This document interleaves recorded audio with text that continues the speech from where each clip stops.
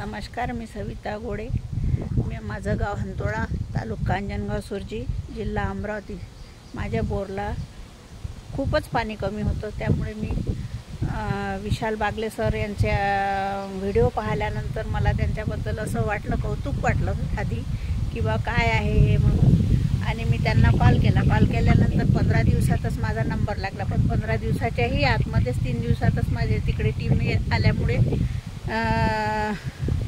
माझं काम 3 दिवसातच झालं. आणि त्यावेळेस माझ्या बोरला फक्त पाणी 1 ते 2 तासपर्यंत चालत होतं.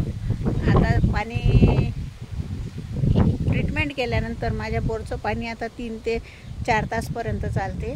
आणि पूर्ण 1 एकर शेती आहे माझी.